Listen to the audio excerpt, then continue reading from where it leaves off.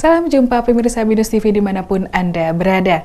Senang sekali kita dapat berjumpa lagi dalam acara riset kita. Selama 60 menit ke depan, saya Bernadetta Pravita akan mendampingi Anda untuk mengulas hasil-hasil penelitian yang dilakukan oleh para dosen jurusan Marketing Communication Universitas Bina Nusantara.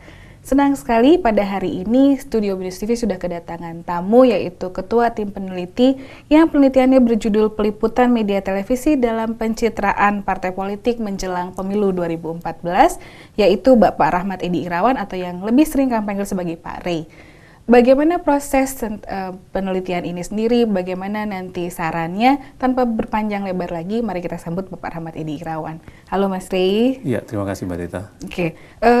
Tahun depan negara kita akan masuk lagi ke dalam acara pesta demokrasinya, yaitu pemilu. Nah, apa yang Mas Rey dan teman-teman potret gitu sehingga yang Anda teliti adalah peliputan media televisi dalam pencitraan partai politik menjelang 2014. Iya, menarik sekali Mbak Dita ya. Begini, ini penelitian tahun 2012, jadi 2 tahun menjelang pemilu 2014. Okay. Banyak hal yang harus kita lihat gitu ya, persiapan peserta, kemudian juga regulasi yang ada, dan juga implikasinya ya menjelang tahun 2014 ini. Nah, kita ingin memotret bagaimana sih partai politik ya untuk melakukan pencitraan, untuk meningkatkan elektabilitas mereka di mata pemilih, khususnya yang mereka lakukan dengan peliputan yang dilakukan oleh media televisi. Okay. Jadi bagaimana partai politik memanfaatkan media televisi untuk meningkatkan elektabilitas dia, meningkatkan image mereka di mata pemilih, sehingga nanti kelihatan di 2014 sukses atau enggak mereka. Berarti yang dipotret adalah secara keseluruhannya dari partai itu sendiri ya, bukan satu-satu tokohnya atau siapa yang ditokohkan gitu. Ya, kita melihat bagaimana upaya yang dilakukan partai secara umumnya seperti apa sih yang dilakukan oleh mereka untuk mencoba masuk ke televisi, ya terutama dalam peliputan yang dilakukan oleh media televisi. Gitu. Oke, kenapa kemudian difokuskannya adalah media televisi? Sedangkan karena ini menjelang pemilu 2014, biasanya partai politik tidak hanya menggunakan media televisi, tapi semua media massa mereka coba masuki, termasuk juga sosial media yang sekarang sedang gencar-gencarnya. Ya, saya pikir sih memang ada dua ya, selain media sosial itu media televisi yang paling banyak dinikmati oleh audiensnya gitu, atau paling banyak audiensnya. Kita merasa bahwa banyak sekali penonton televisi, sehingga kalau dilakukan kampanye atau pencitraan atau meningkatkan elektabilitas, yang paling efektif dilakukan itu melalui media televisi gitu loh. Nah, sekarang permasalahannya bagaimana mereka mereka memanfaatkan itu gitu loh, dan apa yang mereka lakukan dalam rangka memanfaatkan itu sih. Oke. Jadi memang fokusnya karena melihat bahwa media televisi itu sendiri adalah animonya lebih banyak dibanding yang lain. Kita melihat bahwa jumlah penonton maupun juga orang setiap hari menonton televisi itu jauh lebih banyak dibandingkan dengan media yang lainnya pada saat ini ya. Dan juga dampaknya kepada masyarakat ya, pasti itu kalau sendiri. begitu gitu. Paling banyak dikonsumsi, kemudian juga paling banyak secara jumlah ya kan, audiensnya pasti akan punya dampak paling besar. Ada berapa partai politik yang difokuskan dalam penelitian ini? Ya, kita melihat ada 4 sih ya, pemenang pemilu yang lalu, Partai Demokrat, ya kan, kemudian ada PDIP, Golkar, PKS, itu ada 4 besar peserta pemilu di tahun 2009 yang lalu. Nah, kemudian kita melihat satu partai politik lagi, yaitu Nasional Demokrat, partai politik baru, tapi karena akses dia ke televisi yang cukup kuat gitu ya, kita merasa cukup menarik kira-kira apa yang mereka lakukan menjelang 2014 ini. Ada keterkaitannya dengan kepemilikan media nggak, Mas? Ya, kemudian itu satu lagi. Ya, jadi selain kita ingin melihat bagaimana upaya mereka untuk bisa diliput, bagaimana upaya mereka untuk meningkatkan citra, image maupun kampanye lewat televisi, kita juga merasa bahwa ada beberapa stasiun televisi yang pada saat ini itu aksesnya atau dimiliki oleh mereka yang juga aktif di kegiatan politik ya. Sebut saja Golkar ya kan, dengan ketua umumnya yang juga pemilik di Antv maupun TV One. Kemudian Nasional Demokrat yang dimiliki oleh ketua umumnya yang memiliki Metro. Kemudian satu lagi juga MNC yang dimiliki ketua umumnya yang juga merupakan salah satu pengurus dari Hanura itu. Oke, jadi apakah kemudian tim Anda juga ya memotret bahwa kalau peliputan media televisi khusus untuk mereka yang punya media itu sendiri, mereka adalah pemilik media itu sendiri. Apakah ada perbedaannya antara mereka yang masih butuh akses gitu ya? Karena ini kan memang partai-partai besar yang kebetulan beberapa ketuanya atau orang yang dicalonkan adalah pemilik media. Bagaimana dengan yang bukan pemilik media? Apakah ada perbedaan antara aksesnya atau adakah perbedaan dari peliputan media televisi itu sendiri terhadap mereka? Ya, kita melihat kalau mereka yang punya akses secara langsung ke media televisi itu mudah, dan juga memang kita melihat justru di sini ketika media televisinya sendiri harus berpihak atau memberikan durasi yang lebih banyak kepada partai-partai politik yang kebetulan ketua umumnya atau fungsionarisnya itu ada di partai mereka. Tetapi juga penelitian ini juga menyorot bagaimana kreativitas dari partai politik yang tidak memiliki akses secara langsung. Kita melihat bagaimana upaya mereka untuk bisa tetap hadir di media televisi. Bagaimana dengan ini kan karena juga bicara tentang bagaimana meningkatkan elektabilitasnya, bagaimana meningkatkan citra partai politik itu sendiri. Bagaimana dengan partai politik yang calonnya itu punya katakanlah trademark yang tidak begitu baik atau reputasi yang tidak begitu disukai oleh masyarakat gitu. Apakah mereka kemudian juga ikut mendekati media gitu untuk bicara bahwa tolong yang diambil adalah dari sisi ini, dari angle yang ini, atau peliputannya begini atau begini. Ada nggak komunikasi itu? Ya, ini jadi menarik sekali ya. Jadi memang penelitian ini mencoba mengangkat sebenarnya upaya yang mereka lakukan untuk meningkatkan citra atau image mereka di mata pemilih. Tujuannya adalah elektabilitas mereka supaya tinggi nanti di 2014. Tapi justru belum tentu ya yang sering diliput ya, kemudian juga yang sering tampil di media ya, di pemberitaan media ternyata dikemas atau dalam tampilan yang positif bagi pemilih gitu. Jadi kita juga melihat bahwa ada beberapa partai politik yang memang ya karena punya permasalahan sendiri ya di kepengurusan mereka atau di orang-orangnya, sehingga justru ketika mereka tampil lebih banyak di televisi itu elektabilitasnya belum tentu tinggi gitu loh. Citra yang didapatkan justru citra yang negatif karena pemberitaan tentang mereka juga pemberitaan yang negatif lebih seringnya gitu loh. Itu yang kita catat di penelitian ini. Meskipun sering ya frekuensinya sering naik gitu, tapi kalau tokohnya sendiri yang dicalonkan di situ sudah punya reputasi yang tidak begitu baik di mata masyarakat, kemudian kemungkinan untuk terpilihnya juga lebih kecil. Iya, kita mencatat bahwa beberapa politisi yang kebetulan mewakili partainya kemudian terkena kasus korupsi atau kasus-kasus yang lainnya sering diberitakan gitu loh, ya kan? Tapi pemberitaan mereka tentu saja bukan pemberitaan yang positif gitu loh. Nah, memang kita melihat ini ya punya peluang atau akhirnya berpotensi justru tidak meningkatkan elektabilitas mereka, ya. Tetap saja elektabilitasnya tetap rendah atau tidak meningkat gitu loh. Itu yang terjadi. Jadi compare tuh bagaimanapun partai politiknya sudah berusaha membuat sedemikian rupa gitu, peliputannya juga dibuat sedemikian rupa, kalau memang reputasinya di masyarakat sudah tidak begitu baik, memang kemungkinan mereka untuk dipilih juga jadi kesannya yang ada di media televisi kemudian juga tidak menjadi trigger untuk memilih mereka kembali gitu. Seharusnya kan ketika mereka tampil di media televisi, orang membicarakan mereka, kemudian orang ingat ya, itu harusnya potensi mereka untuk elektabilitasnya makin tinggi. Karena awareness orang tentang partai itu ada gitu loh. Tetapi karena peliputan media terhadap partai politik tersebut belum tentu positif ya, ada beberapa yang punya kasus dan lain sebagainya, sehingga kalaupun ada awareness ya di mata pemilih, itu awareness justru mereka merasa jangan pilih mereka ya gitu. Atau saya kayaknya belum tentu memilih mereka gitu dalam pemilu nanti gitu loh. Ini artinya potensi mereka untuk meningkat elektabilitasnya itu justru dipertanyakan gitu loh. Diperkirakan malah justru menurun atau tetap, itu yang terjadi. Jangan dipanjangkan dulu. Pemirsa jangan kemana-mana karena kami akan segera kembali setelah komersial break berikut ini.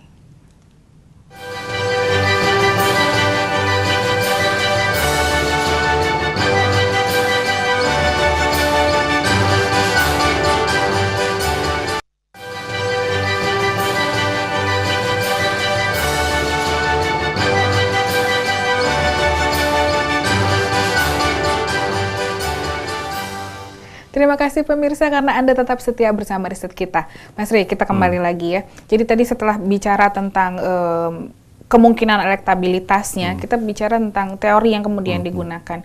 Kenapa kemudian memilih analisis framing? Apakah karena ini media, maka kemudian metode yang kira-kira paling tepat adalah analisis framing dan kemudian teorinya adalah agenda setting gitu? Ya, sebenarnya ini dari dua sisi ya. Kalau misalnya dari medianya sendiri, kita menganggap ini kita mencoba memframing apa sih yang diberitakan oleh media atau yang dipersepsikan media atau yang dipikirkan oleh media tentang partai politik itu gitu loh. Sehingga akhirnya media menganggap perlu mengangkat tentang mereka gitu loh.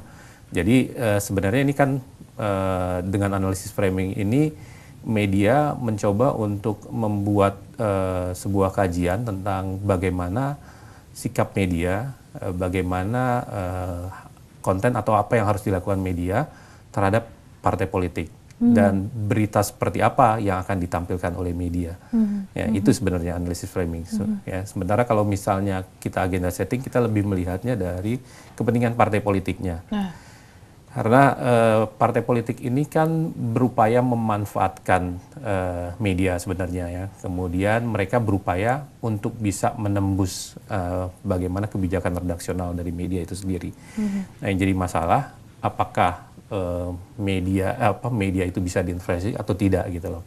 Nah, beberapa kita melihat yang memang punya akses atau memang dimiliki oleh partai politik tertentu atau politisi dari partai politik tertentu, memang akhirnya kita melihat bahwa kebijakan redaksionalnya atau agenda settingnya lebih mementingkan kepentingan dari si pemilik media yang juga kebetulan politisi tersebut atau partai politik tertentu yang dekat dengan mereka. Sementara ada beberapa media yang tidak punya akses atau memang media yang lebih netral, ya itu justru kita melihat kebijakan redaksi atau agenda setting yang ditampilkan oleh media tersebut itu lebih netral terhadap partai-partai politik tersebut. Itu sih. Gitu. Jadi tetap saja ada unsur dari kepemilikan itu sendiri ya. Ya, kita melihatnya seperti itu. Jadi yang paling mudah saja ya, misalnya dari durasi. Durasi yang disediakan, kita melihat begitu gencarnya, begitu seringnya yang ditampilkan oleh media yang kebetulan dimiliki oleh politisi tertentu gitu. Dibandingkan dengan apa yang mereka berikan untuk partai politik lainnya.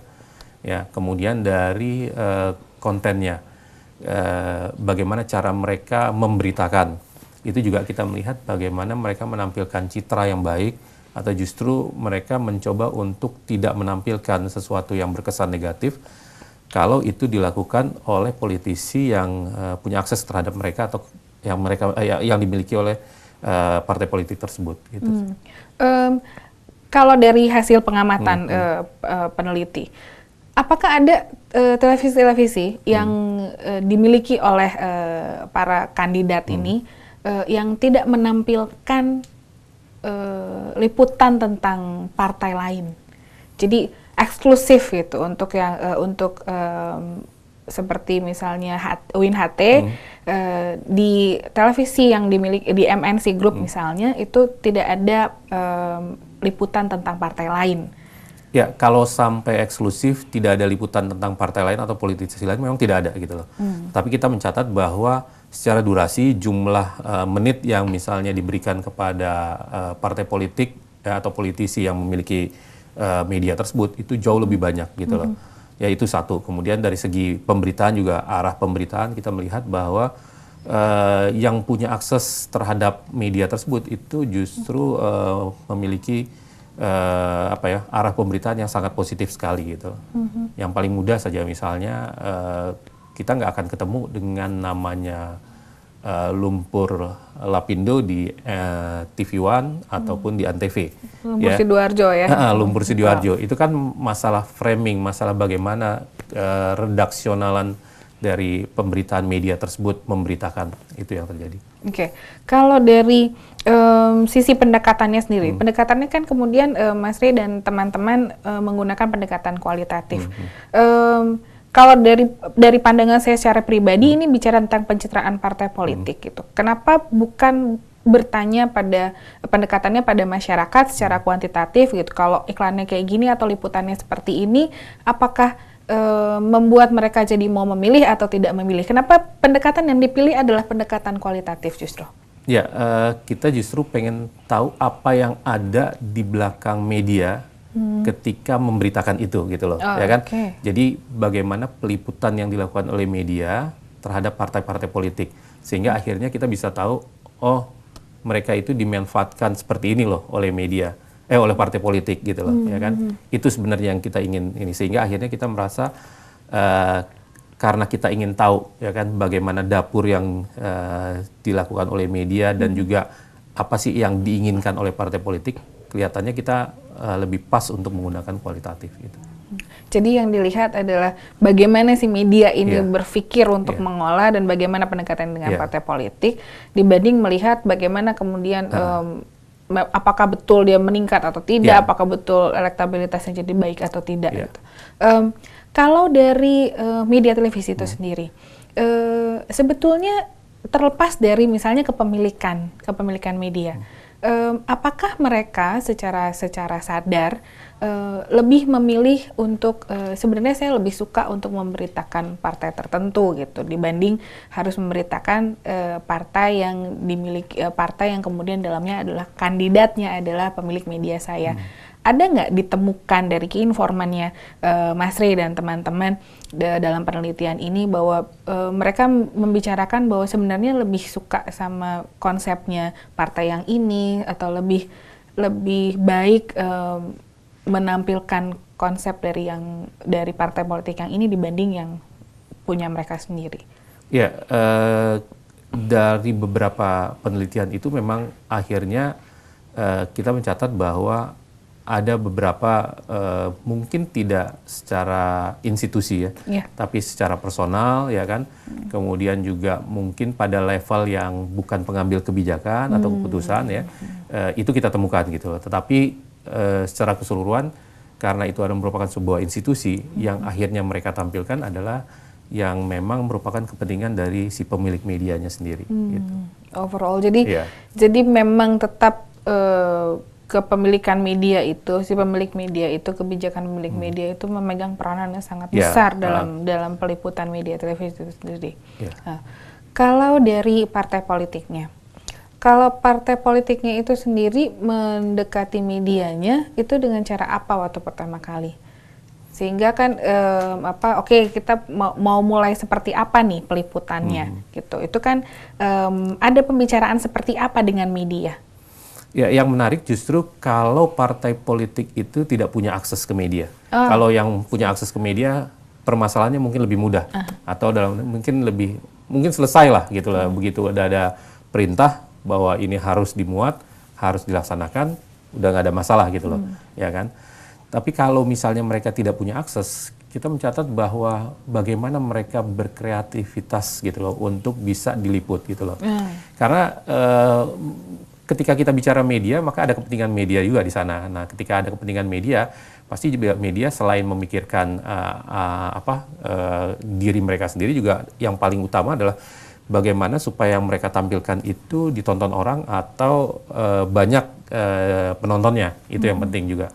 Nah, kalau mereka melihat kepentingan penonton, kadang-kadang kan kalau berita-berita yang semacam seremonial yang dilakukan oleh partai politik, atau berita yang sekedar menampilkan image yang bagus dari partai politik, itu tidak terlalu disukai oleh penonton yang merasa bahwa bukan seperti itu yang mereka inginkan.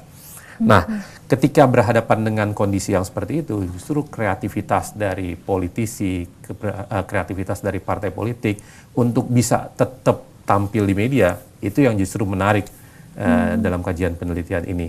Bagaimana mereka menampilkan ketika harus mengomentari adanya sebuah peristiwa atau kasus tertentu, bagaimana mereka meng-create program tertentu sehingga tidak berkesan bahwa ini seremonial semata gitu ya.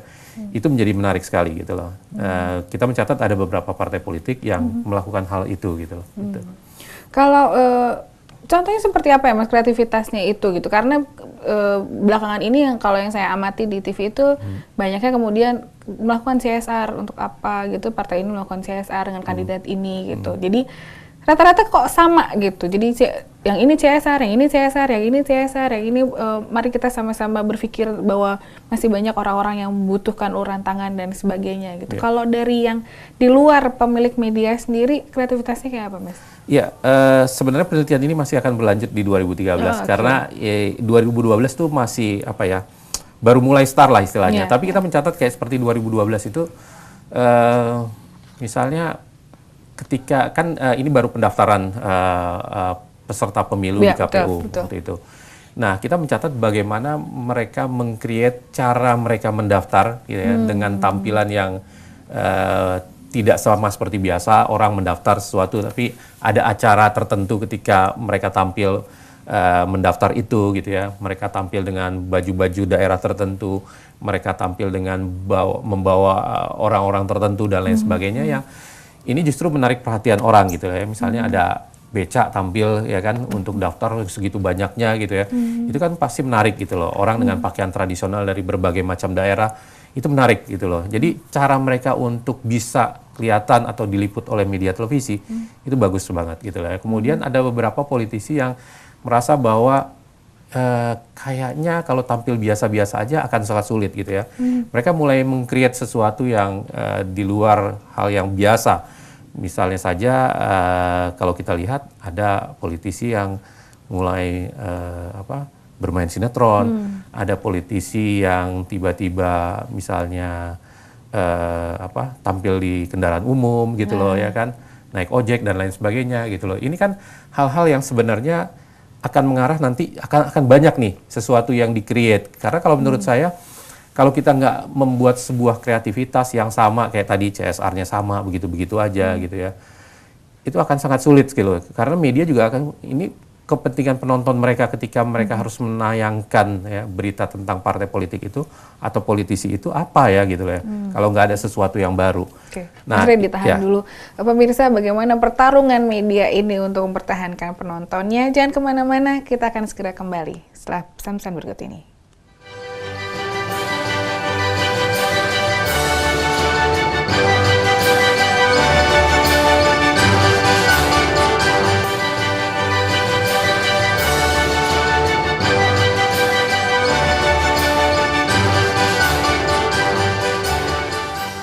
Terima kasih pemirsa karena Anda tetap setia menyaksikan riset kita yang kali ini mengangkat tema tentang peliputan media televisi dalam pencitraan partai politik menjelang pemilu 2014.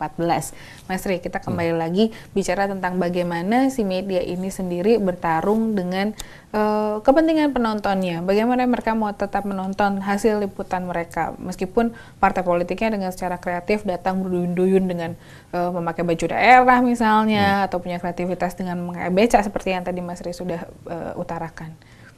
Ya,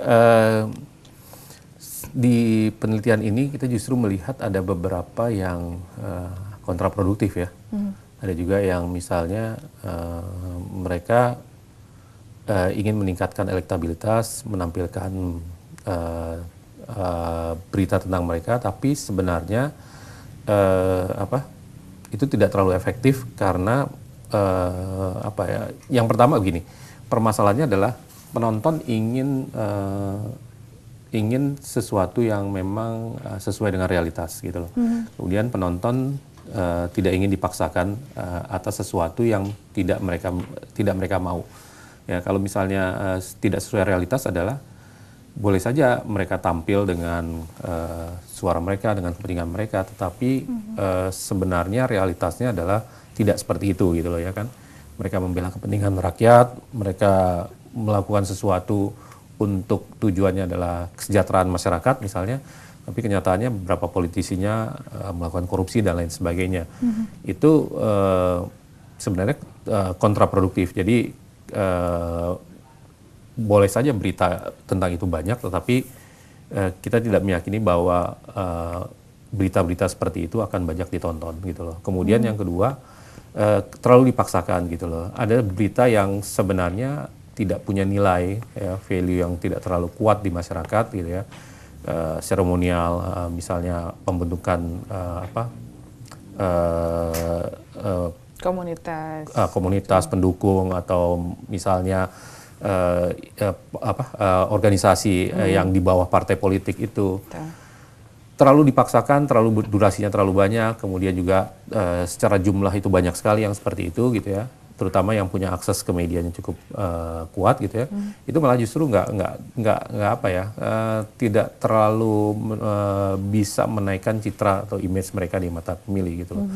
Yang pemberitaan seperti ini hanya menu-menuin lah, menu-menuin pemberitaan atau redaksi di sebuah media televisi tersebut gitu loh. Tapi nggak punya efek sama sekali di mata pemilih mungkin nanti gitu. Oke.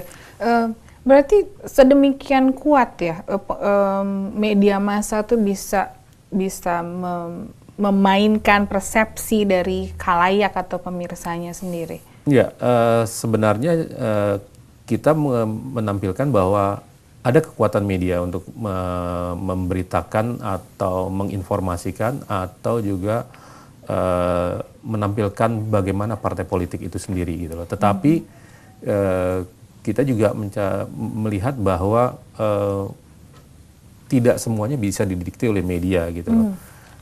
Ketika partai politik mencoba menampilkan image tetapi realitasnya tidak seperti itu gitu ya, maka tetap saja masyarakat merasa bahwa ini bukan pilihan bagi mereka nantinya gitu loh. Oleh sebab itu maka walaupun itu dilakukan oleh partai politik belum tentu akan menghasilkan efektivitas dan meningkatkan elektabilitas mereka. Gitu sih. Siapa yang biasanya lebih kritis menanggapi apa yang ada di media?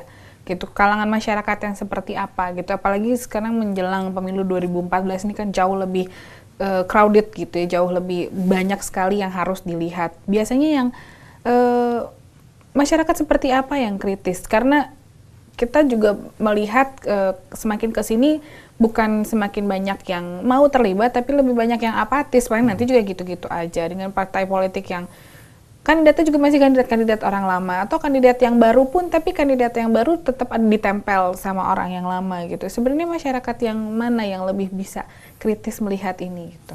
Ya, sebenarnya ada dua sih yang bisa yang melakukan hal tersebut. Yang pertama, media sendiri juga nggak bisa berpangku tangan gitu loh. Ya, media sendiri juga harus menentukan agenda setting yang lebih pro untuk kepentingan masyarakat. Jadi ketika melihat bahwa banyak politisi yang tidak melakukan sesuatu yang sesuai dengan kepentingan masyarakat, harusnya juga mereka bisa dan berani menampilkan sesuatu yang lebih realitas gitu ya, lebih realistis sesuai dengan apa yang dilakukan oleh politisi atau partai politik itu gitu loh. Sehingga akhirnya sesuai nih apa yang dipikirkan oleh masyarakat juga apa yang ditampilkan. Jadi agenda masyarakat dengan agenda publik dengan agenda media itu hampir sama gitu loh harusnya. Jadi kalau memang bagus sesuai dengan kondisi masyarakat, ya itu juga yang ditampilkan oleh media. Nah ini bisa ketemu seperti ini. Ini yang harusnya juga menjadi tugas dan tanggung jawab media. Sebenarnya sudah mulai sekarang. Kalau kita lihat di 2013 dengan eskalasi yang lebih banyak, gitu ya, kita melihat dalam penelitian yang dilakukan untuk tahun ini, itu kita melihat bahwa orang-orang seperti misalnya kayak Jokowi, ya, kemudian beberapa orang politisi-politisi yang menurut media, masyarakat baik juga ditampilkan baik oleh media gitu loh. Dan itu akhirnya sekarang mulai banyak bermunculan dan mulai banyak dijadikan alternatif lah.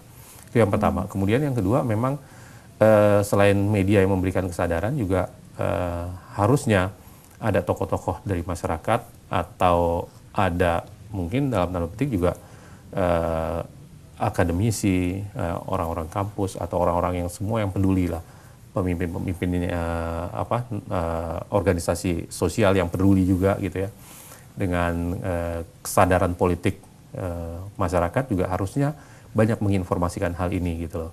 Ya, jadi tugas dan tanggung jawab itu bukan hanya kepada media tapi juga kepada masyarakat, terutama pemimpin-pemimpin sosial yang ada di masyarakat yang harus membantu untuk membuka wawasan masyarakat bahwa ini loh, ada loh alternatif politisi yang juga bersih dan punya potensi yang baik untuk masa yang akan datang. Oke, itu idealisme yang cukup baik gitu. Tapi bagaimana dengan benturan dengan kepentingan pemilik media sendiri? Karena kalau dalam persepsi saya, dalam pendapat saya, kemungkinan untuk melepaskan diri dari kepentingan pemilik media itu sendiri juga cukup sulit bagi medianya dengan idealisme yang seperti itu.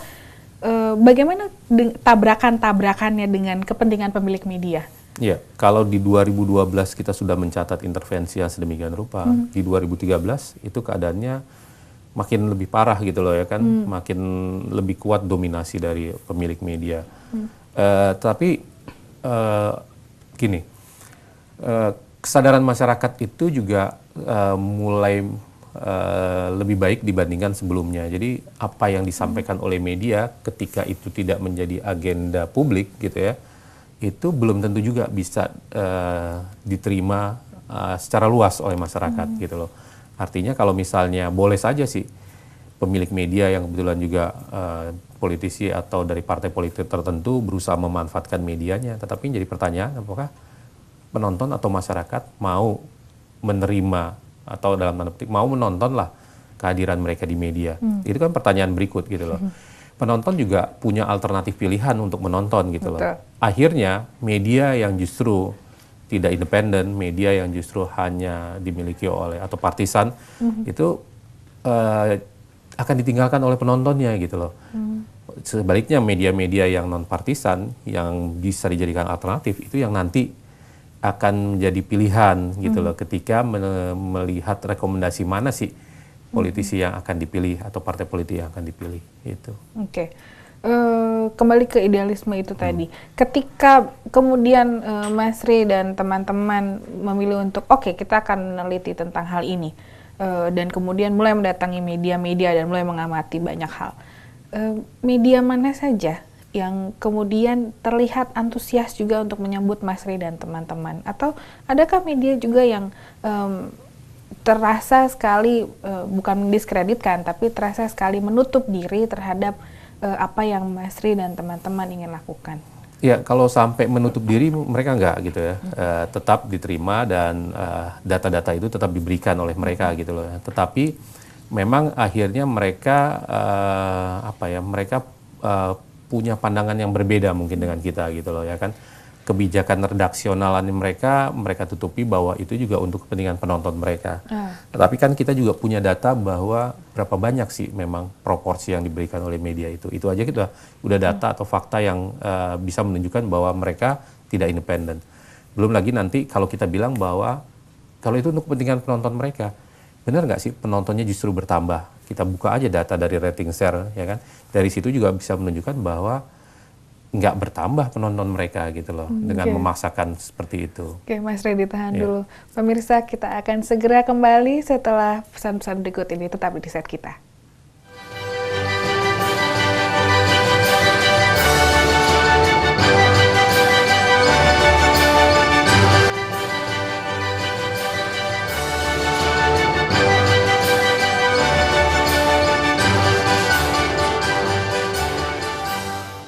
Terima kasih pemirsa karena Anda tetap setia bersama Riset Kita, Mas Ri.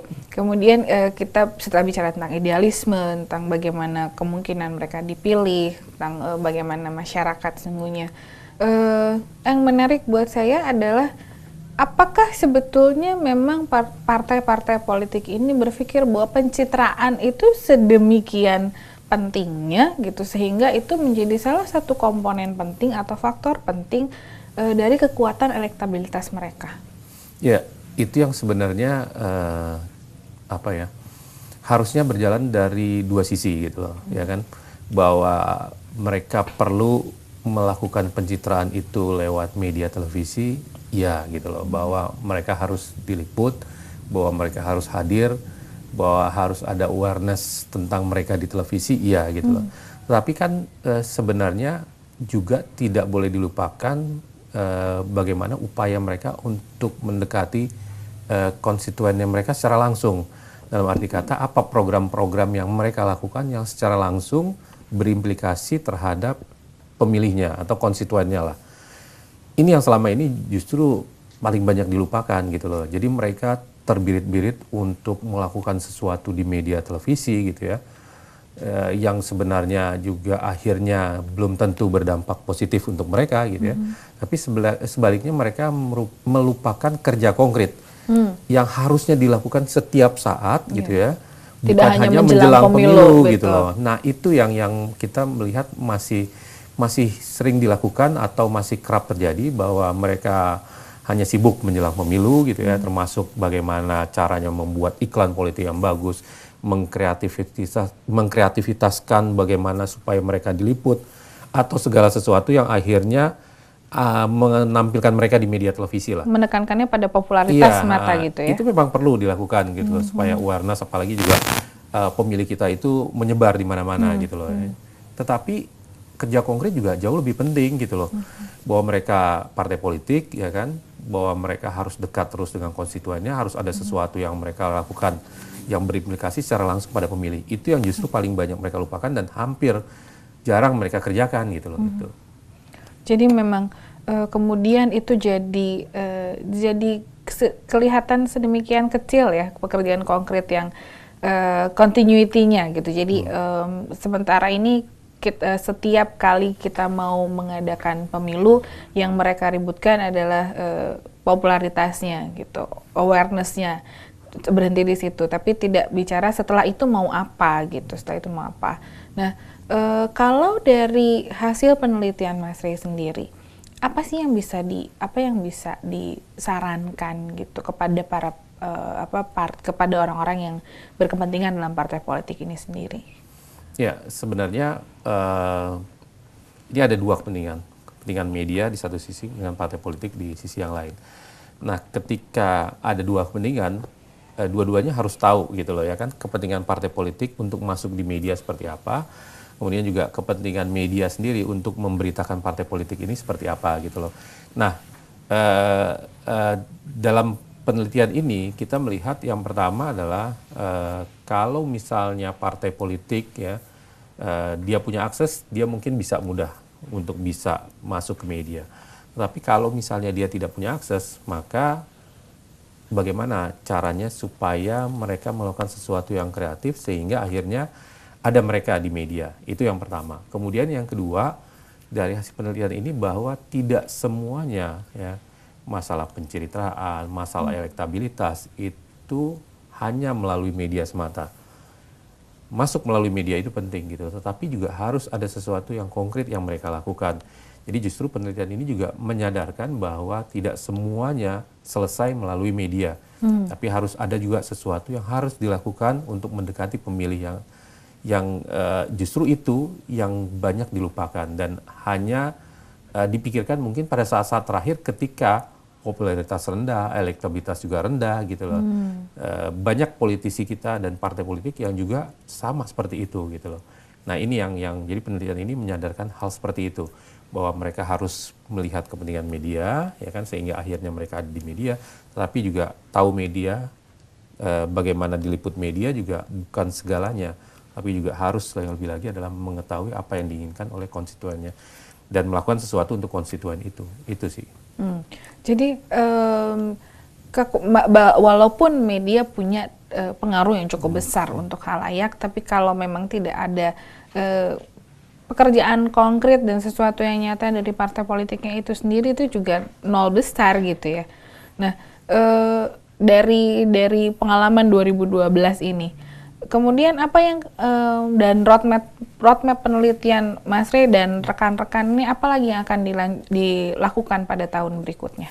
Ya, sebenarnya ada semacam poin besar yang kita ingin garis bawahi adalah bahwa kita masih ingin melihat bahwa yang pertama dari sisi medianya sendiri, kita melihat satu permasalahan besar ketika media mulai tidak netral. Ini masalah besar di bangsa ini ketika akses ke media itu hanya dimiliki oleh segelintir orang sehingga akhirnya hanya untuk kepentingan mereka-mereka saja. Itu yang pertama. Kemudian yang kita lihat dari partai politiknya sendiri, kita ingin menyadarkan mereka bahwa banyak PR yang harus juga mereka lakukan ya, yang seharusnya mereka kerjakan bukan saja ya, pada saat menjelang pemilu, tapi juga apa yang mereka lakukan setelah itu gitu loh ya kan. Nah, inilah yang coba kita petakan lagi gitu ya, netralitas media dan juga kerja besar partai politik di 2013 dan 2014 nanti gitu loh. Ini yang masih akan kita coba melakukan penelitiannya di 2 tahun ini, tahun ini dan tahun depan. Okay. Gitu. Sempat terpikir nggak kemudian lebih memfokuskan ini bukan hanya dalam konstruksi pencitraan partai politik, tapi khusus ke kandidat-kandidatnya sendiri, karena mungkin itu lebih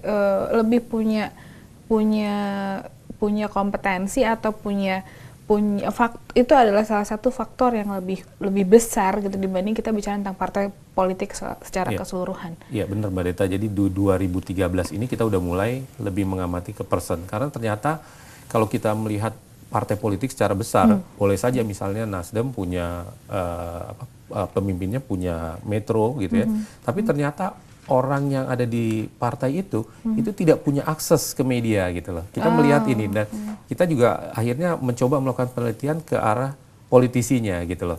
Kita melihat politisi yang ada di partai politik yang dekat dengan media justru tidak punya akses yang begitu besar. Tapi juga ada politisi yang partai politiknya tidak punya akses ke media sebenarnya secara langsung, tapi dengan kreativitas yang luar biasa, person ini atau politisi ini punya akses yang begitu besar ke media. Ini yang kita justru sedang petakan lagi di penelitian 2013. Atau compare gitu ya. Jadi antara popularitas si kandidat dengan popularitas partai politiknya itu apakah ada keselarasan atau tidak, karena kan mungkin popularitasnya cukup baik, cukup besar untuk si kandidat, tapi ternyata partai politiknya sendiri itu tidak begitu punya gaung atau tidak begitu punya gigi untuk menancapkan apa yang mereka inginkan di masyarakat gitu. Ya, kita mencoba menghadirkan dua sekarang. Kalau kemarin medianya dan partai politiknya, kalau sekarang kita coba menekankan medianya dan politisinya dan partai politiknya gitu. Bagaimana mereka berupaya untuk bisa memanfaatkan media gitu loh. Itu jadi dua hal itu memang kita tampilkan. Oke, jadi kedua-duanya harus bisa kerjasama dengan baik. Oke, pemirsa, bagaimanapun popularitas partai politik atau popularitas kandidat yang ada dalam partai politik tersebut tidak akan ada artinya meskipun dibesarkan oleh media jika tanpa tindakan nyata. Pilihan sepenuhnya terletak di tangan Anda. Jadilah pemilih yang cerdas karena Anda penentu jati diri bangsa. Oke, bahasan yang sangat menarik ini tidak terasa telah sampai ke penghujung jumpa kita. Terima kasih Mas Rey. Terima kasih, Mbak Rita. Salam saya untuk teman-teman yang tidak dapat hadir. Terima kasih untuk kesediaan sharing pengetahuan dan pengalamannya pada kami. Terima kasih pemirsa atas kesediaan Anda menyaksikan acara-acara Binus TV, terutama riset kita. Saya Bernadetta Pravita dan narasumber kita hari ini beserta seluruh kru Binus TV yang bertugas mohon diri dari hadapan Anda. Tetap saksikan Binus TV melalui www.binus.tv. Kritik dan saran Anda selalu kami nantikan di email news@binus.tv. Terima kasih dan sampai jumpa di lain kesempatan.